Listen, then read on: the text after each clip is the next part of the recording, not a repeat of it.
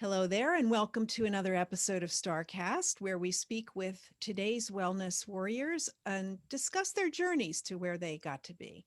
Today, we have a guest who's had amazing academic success, business success, and then moved into the nonprofit field and has really led many different lives, I think, on her journey. I'm happy to welcome Julie Bach.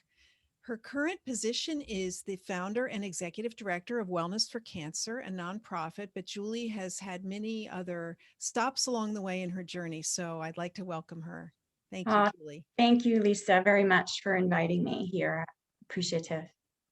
It's so wonderful to hear the stories of those people. Many people I've known or had as colleagues, but never really understood how they came to be in the position we're in. And so that's why I think these stories are important. Julie, where did you grow up? I grew up till fifth grade in New York, and then I mostly grew up the rest of the time in Florida, in Orlando. Mm-hmm. And so when you were a teenage girl in Disney World, Disneyland greater, what were you thinking, you would do as a career when you grew up? It's funny. I was the only one of my friends that did not work at Disney, but everybody else were characters and dancers. At first I wanted to be a pediatrician, and I shadowed a pediatrician, and there was a child who had Down syndrome, and he had to tell the mother.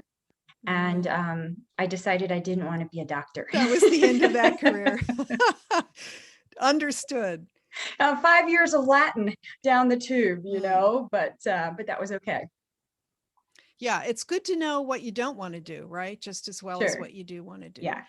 And at what point was this? Where were you in age? So I was a junior. In college? No, a junior in high school. Okay. You said girl. And then I applied to colleges, as every junior starts doing, is applying to colleges. Go ahead. So you decided you'd study what? What did you think would be your plan? Well, first I applied to only 3 schools, which is different from nowadays, where you apply to like 20, so I applied to Emory, I applied to Tulane, and I applied to University of Florida. And I got accepted to all. And my dad said to me, there's a big price difference between Florida and Emory and Tulane. So if you graduate with honors, I will pay for graduate school. And that's when you can go to a Harvard or an MIT or something like that. But because they always have quotas to take state school kids. So that was his kind of request in a way. Pretty good advice. I think so. And then I said, well, I wanted to study advertising or marketing.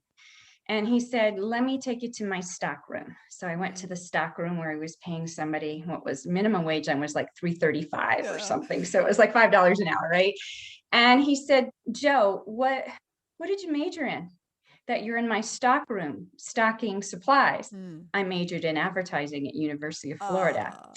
So I said, okay, well then what should I major in? Lesson received, Dad. So he said finance. And, it wasn't my best subject. I did fine in it, but it gave me the strongest background. So I felt it was good advice. I could always minor. I minored in marketing, but it wasn't my core degree. That was a good advice from Dad. Yes, it was. And then, so, had a great college life. And EDS, a company, EDS, Electronic Data Systems. I remember them. Ross Perot came to our campus and recruited high performers. And I was selected for what was called their AFD program, which was their accounting financial development. So it's a fast track to controller. Luckily. And yeah, so part of the program was rotating throughout the world.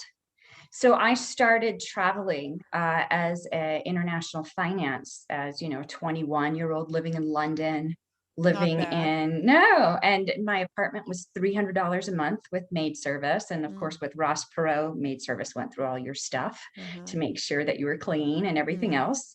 But it was a really nice lifestyle.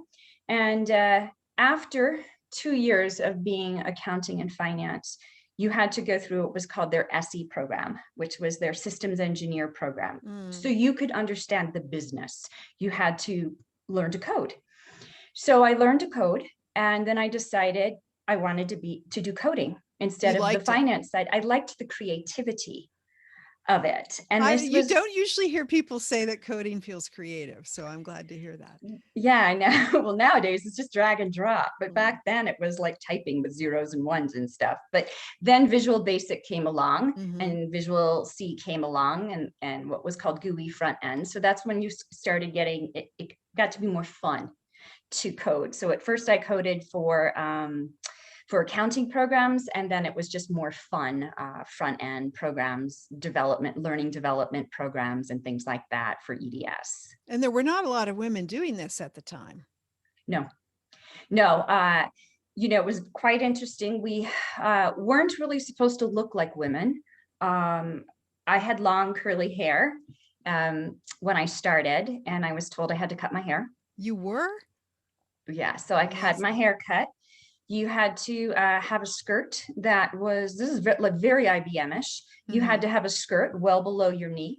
We had to wear these little ties, and you would get reprimanded. I got reprimanded many times for wearing nude color hose and not colored hose. And we were not allowed to wear pants. We always had to have our jacket on anytime we left the cubicle. So I had a really hard time with the conformity, and all the women were the same way, all conformity until one woman broke through. I remember her name was Alice, but I don't remember her last name.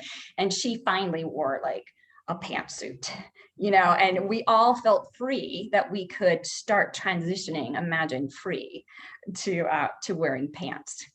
And did you, did Alice get in trouble, or did everybody get to wear pants after She was an executive at that point. So, I think they just heard all the clamoring from the women. And so, that changed a lot. We're talking right now, 1989, 1990 early. So it was, we just blended in. So here you are, a real breakthrough as a female coder who can wear pants to work. Yes. And what happened next? So then I got on a procurement team, and we had McKinsey and Company in, which is a big consulting firm. And I learned about re-engineering, and I learned about management consultants. And I asked the management consultants where they went, and they went to Wharton and Harvard. And I said, oh, well, I can do what you're doing. So I applied. And then I went on to go to Harvard Business School with the idea that I would come out as a consultant or come out with something else. There were two schools I looked at. I looked at MIT and I looked at Harvard. Harvard seemed a lot easier than MIT. And, but the reason I went to MIT had a person called Peter Senge. Yes. And he wrote a book, The Fifth Discipline, which is so relevant today. So this is where the dots, in a way, start lining up for me. So I love Peter Senge's Fifth Discipline and his personal mastery chapter. And if you haven't read it, I would recommend anyone to read that book. During COVID, when COVID hit, I started sending that book out to friends in a PDF file. But Harvard had Rosabeth Moss-Kanter, who was all about change management in organizations. And Peter Senge was about building learning organizations. And so I couldn't go wrong, but that's where I moved into, was really in disruption, in change management. How do you steer a ship and move them into a different, direction? We had to have, back then we had CMO offices, communication offices for change management, and they were dedicated teams. I don't know if companies are doing that right now, but we had a war room for our change management initiatives at EDS, for example. So at Harvard, I studied that. And then I also studied entrepreneurship. There's a lot of really smart people at Harvard that can run spreadsheets around me. And I realized that that's not what I wanted, but I still felt lost when I was at Harvard. I remember is it Rodney King? Rodney King. In LA. Yeah. Yes. So people quoted me as saying, can't we all get along? And there were some other quotes that some of my classmates feed back to me at the time. But at the time, sorry, there's noise in the background and I don't know if you can hear it. But at the time, we never talked about nonprofit. And so we just talked a lot about business and stakeholders and stock market, but we never really talked about running charities or foundations. Maybe there was a class in it. So in a way, I felt lost because it's not really what I wanted to do. And at the same time, I lost my father. And my father was very successful. And I looked at how he chased, his dream. And when he was done, he was done.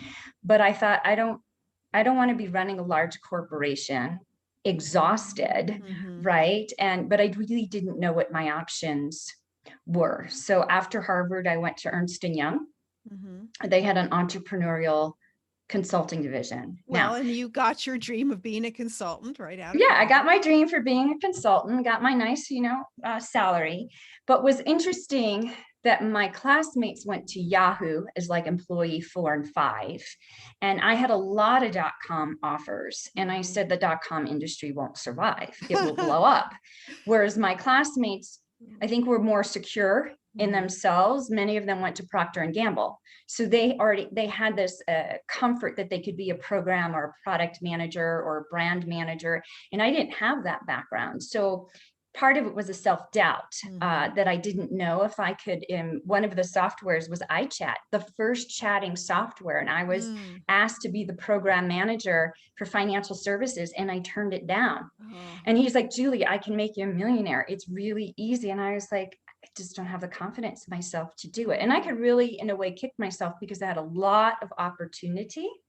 I just didn't trust that I could perform. So it was that inner critic, I think, in me, and probably the discipline of EDS of a very rigid path versus maybe a Procter and Gamble, which still is rigid, but fosters a lot more, creativity. Like my classmates, were the product manager of Barbie, or Mattel and people like that. So very different backgrounds. Well, I think business school in the 90s was not so focused on innovation and thinking outside the box. It was more best practices across industry, and that's what you were learned. And then you came out, as you said, and you went into management consulting or a CPG company, and you became a brand manager or whatever.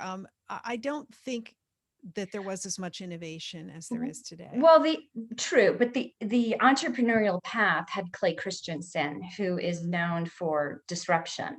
And so we had classes back then on disruption, and we had Vineyard Vines or something, like one of the very first, .coms, right? So we were really studying what was happening right then. I mean, the internet wasn't born, depending on who you ask, right? In 96, which is when I graduated. So most of my class all went to .coms. And then I went to Ernst & Young, but I consulted to .coms. I felt more comfortable in that, less risk averse. Sure. And then I made the jump over to agency.com. So there was these interactive agencies that helped large companies. So my large company was 3M. And I had 100 people under me, or dotted line to me, all over the world to launch 3M.com. So this was my first time with creative designers, of which my creative designer created this. He actually lives here in Vail. So I had creative people and art directors, and I had coders, but something was different. Maybe I felt more mature. Maybe I felt more comfortable in a consulting, after consulting and going to an agency.com, which was still a consulting role, but it had my foot in, the .com era. So that really laid a lot of groundwork for what I have done with Wellness for Cancer, because of just understanding disruption and understanding coding, not just coding, but if I think of what's going on right now with video on demand and everybody trying to get video content in their apps, it's no different than what I did for 3M. We built skins, we built all kinds of rotating content. So it was the same thing. The content was king, which is the same lesson. Now, the difference is that we have platforms. So when we built for 3M, every country had to have their own website, different languages. The office unit had to have a different, website than the car, veneers. So it was different. There was no Wix, right? Wix came later. So we had to build the Wix for our companies, or the GoDaddies, or whatever people use now for, their websites. And I'm probably dating myself because there are more things that people are using every day. There's more things every day. We can't keep up. It's okay. So that's been a beautiful lesson in what I'm doing at the present moment with Wellness for Cancer. Is so I can stop for a minute or just keep going with my I'd like journey. to hear about the segue from .com to where you are now. There's a little bit of gap time there. in there. So let's see. So I got pregnant in 1999. We were in Italy. So everybody for the, millennium, yes. We went to Italy and we got pregnant. So when my son was a one month old, agency.com had a Vail office. So I moved to the Vail office to have a better quality of life over Dallas. But the Vail office closed. So I either had to move or do something else. So I found some consulting gigs for Vail Resorts, because I leveraged my Harvard network there just to get some gigs going. And I was the story that I had just moved there, and 7 days later, with a 2-week-old baby, I was out of a job. Right. So I had some consulting work for the local area, and then I saw there was a day spa for sale. And I knew nothing about day spa, but I was married to a chiropractor, and he needed clients. So I said, okay, we're going to have to buy a spa, because I don't know how else you're going to buy clients. And so we bought a spa called Skin Deep Spa. He did chiropractic, and then the staff didn't care for him. So we lost most of our staff. So I went to beauty school because I just bought a spa. Unbelievable. So here I am in beauty school, pumping my milk for my baby to take home. And I did treatments there. And during that time, my mom actually was going through her cancer journey. And she actually came to the beauty academy, and we did manicures on her and pedicures. Like now I look at like what those bowls looked like in a beauty school and probably wouldn't have. Right. But she loved to be touched. She hadn't been touched in 10 years because my dad had passed away 10 years earlier. So that is how I moved into the spa industry. And really by marrying Brad a few years earlier was probably my foray into wellness. I never really thought about wellness at all. Until you married a chiropractor. Until I married a chiropractor, right? So, and when my parents were going through cancer, he played a very vital role because there was no integrative medicine during that time. So he really helped with what supplements and worked with the doctors and things like that I couldn't do. Or didn't feel capable, him having a lot more anatomy and a lot more supplement knowledge. So that really is what helped me understand, wellness and taking responsibility for my own wellness. So that's how I jumped into the wellness industry, was 1, through marriage, and 2, through a lot of different stints that I did on the business side, where, and I didn't talk about this earlier, so I'm going a little in circle, but one of my clients was Frito-Lay, and Frito-Lay had this opportunity to buy an ingredient called Olestra. And Olestra, you could eat as many potato chips as you wanted and not have any fat. It's the dream ingredient. It was the dream ingredient. But the problem is that it had a very flushing effect on the intestines. That was a big side effect. And I just had a terrible ethical I had to do the pricing, the premium pricing. How much would somebody pay for a fat-free, cookie or French fries, And so I had an ethical dilemma on it. And so my project manager actually went on to be the product or in charge of strategy for Monsanto. And I share that because this was during my Harvard time. Actually, it was my internship. And I decided that I couldn't sell out. And this is what created a lot of my uncertainty on which way I wanted to go. And I gave the partners at Boston Consulting Group, I gave them 2 books by Deepak Chopra. Imagine this in 1995. Those little snot-nosed kids give you Creating Affluence by Deepak Chopra and 7 Spiritual Laws of Success. So Deepak planted a seed in me. I just didn't know what to do with it. And I think it wasn't until I purchased the spa, 4 years later, that then the different pieces came together. I didn't know what to do with this information. And so I just kept studying and I just let it be. I didn't try to push anything from that degree. So you stayed in Vail, you had another baby, your marriage fell apart. Her words, not mine. But you stayed in Vail and you continued with the spa and you got more into yoga.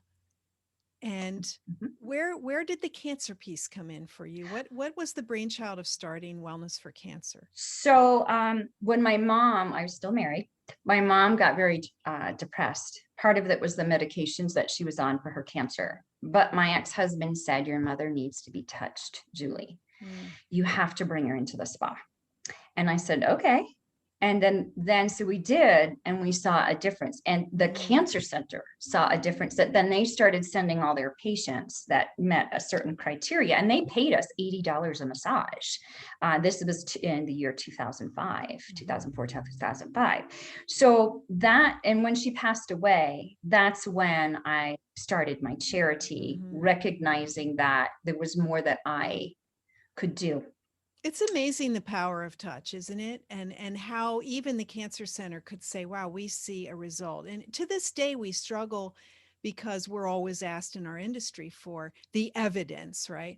And sometimes it's anecdotal, but you just see that people feel better and you want to be part of that. I think the beautiful part when you deal with cancer is it is one of the most heavily researched areas.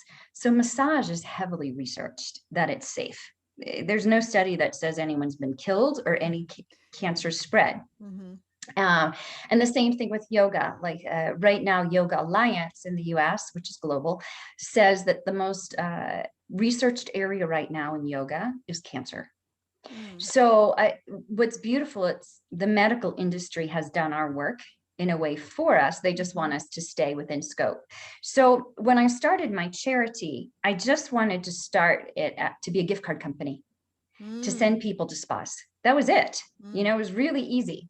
And I had to give up my spas for it because I couldn't be the only spa on it. So that was an IRS thing. So I had 3 locations at that time that I had to get rid of to be a charity. So, and I'm not allowed to be paid to do a facial ever again.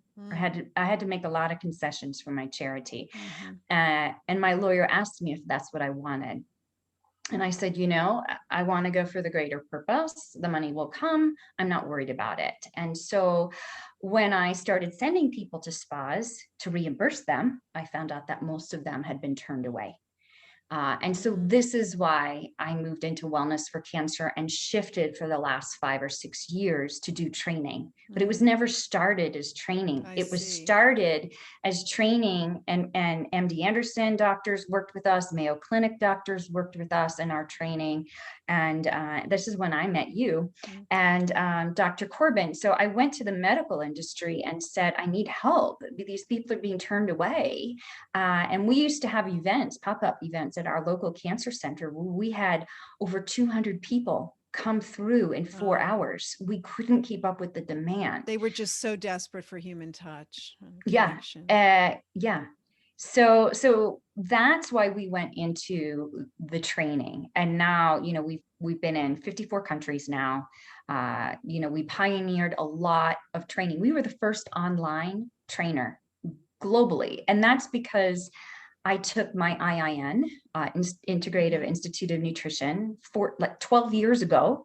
It was online and it came to me preloaded on an iPad. So I was like, okay, well, this is what we're going to do. And it's funny because people in the industry are like, your training is just like IIN.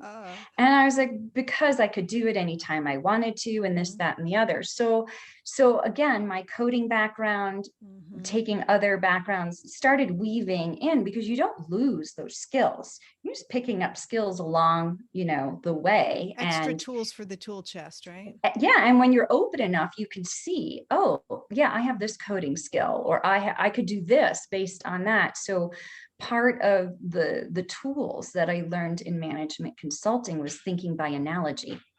So when I looked at our training, I looked at analogy. How were other people delivering training? And I only was online until we went to the UK and they said, we need hands-on. And that flipped our whole model, because the whole model was online. And it was easy. It was done. It was recorded. I didn't need extra staff. It took us a year to do. And then all of a sudden, my model shifted to flights and travel. And it was very, very different than what we had ever imagined. And it was good, but we wore ourselves out. You wore yourself out. You were on a plane. You were in every country. Yeah, my goodness. I remember. Yeah, 300 days a year. And so when COVID hit, it was a good time for me. And it was a good time for my trainers, because my trainers, I am the face, but I wouldn't be the face without my team. But my team would never fly, 40 hours in a week to do a 16-hour training. Right. So you would do that, but they wouldn't. I was the one that did it. Now, some of my trainers who wanted to see the world, they would do it because their flight was paid for. They got there and they'd spend extra days. But I literally spent, I have no concept of time. I literally spent 40 hours a week, and it's not healthy on a plane, but because nobody else, I could not really ask anybody else to do that. And sometimes it was zigzagging back and forth. Like we would have two Asian clients, Six Senses and Komal Shambhala, and we thought we could just streamline all the way through Asia, but it didn't work that way. Like everybody had their own little schedules. So we all had to zigzag, and nobody would do that, but me. But you. But so now you've had the COVID pause. Yes. And what happens next? So what do you see coming our way in the industry? What do I see? Yes. I think obviously a lot of disruption. So if I were to look at workplace wellness, which is what everybody in a way in our industry is talking about, you have my friends over at the .com that just got I think it was 1.7 billion evaluation. They just turned into a unicorn, Better Up. So what they did is they took a model of deploying people. Now they deploy health coaches to, large corporations, smaller corporations. So they just took what they knew from tech, said, okay, who are the kinds of people now that we are deploying? Health coaches, coaches that are going to be in the C-suite, resiliency coaches, burnout coaches.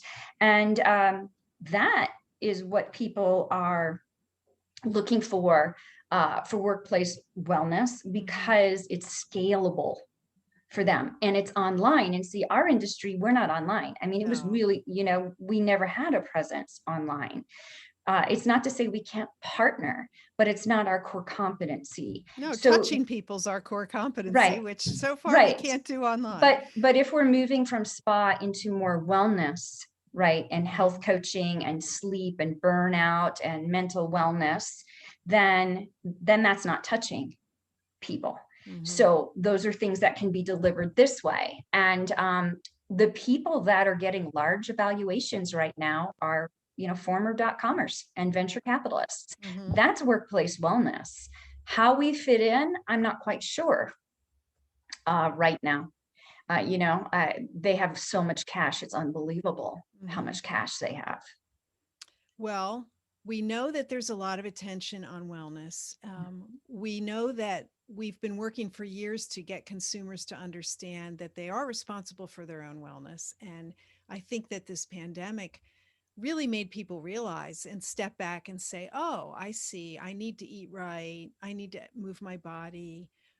I need to take Yeah. care, sleep well. I'm responsible for this vehicle that I live in, which I think has translated, at least so far, into good business. Now, cancer as a disease is not going away. Unfortunately, through all the efforts and money, we still have it. It's still prevalent. And wellnessforcancer.org. Is it wellnessforcancer.org is your site? I wrote it as .com because people did, it's Sure. not intuitive for Uh-huh. .org. Yeah. Okay. And w4cancer.com. You can do You can do W4Com, that. Okay. Well, W4cancer.com, right? okay. So if you want to hear more about Julie's organization, please check that out. And I, for one, am waiting to see what Julie comes up with next. She is, of course, very entrepreneurial, and I love that you came from a business background and something as tough as Harvard, and that here you are in the wellness world, and you've loved it. Yes. I have, and you can take people from different business backgrounds, and they think it's nice and relaxing, but actually they have other skills that they can bring. Programmers, project managers can make great spa directors, for example. I used to hire people like that. So there are skill sets that you can hire, and they can learn, the business of wellness. They don't have to be a spa professional necessarily, right? So I think that there's a lot of opportunity. I think the challenge right now is when we define wellness, it's typically in hospitality. And that is just one sliver. And I'd like for someone to quantify how much that sliver is and share of wallet. Because remember, I owned chiropractic clinics. So my version of wellness is different. I would go to a naturopath or a chiropractic wellness center if something's wrong with me. I don't go to a spa. If I'm looking for prevention or anything, I go more to the chiropractor or the homeopath. So I think when I look at things and trying to understand, when we say wellness, what do we mean? We obviously have some of these destinations, right? And medical spas that will bring those together. And then the question is, some people are just going to stay spa. And I think that's okay. You don't have to be wellness. But for us to walk around and think that we are the wellness world, we need to cross-pollinate. Our industry has been very insular. We look to the same leaders to tell us trends that have been leaders for 20 years. We have to find influx from other areas to help us, mold. I think the Global Wellness Institute has started doing a good job with that. But, if we're talking workplace wellness, we should be having some of these .com, I call them .coms, right? It's just, but we should be having some of these other platforms at the table with us because we're a provider in theirs. Look at Calm, look at Headspace, look at we're not present in any of those apps. Well, I know one of the new board members for GWI is from the .com world, as you said. So I think that what we'll see is that continued convergence of wellness, spa, hospitality, medical, health, et cetera. The lines are getting blurrier all the time. But thank you for joining us, Julie Bach, and telling us about your journey and your part in making people healthy and well around the world. Many lives have been touched by you, Julie, and we are grateful for that. Thank you. You're welcome. And thanks for being my guest today on StarrCast. Thank you for listening, everyone.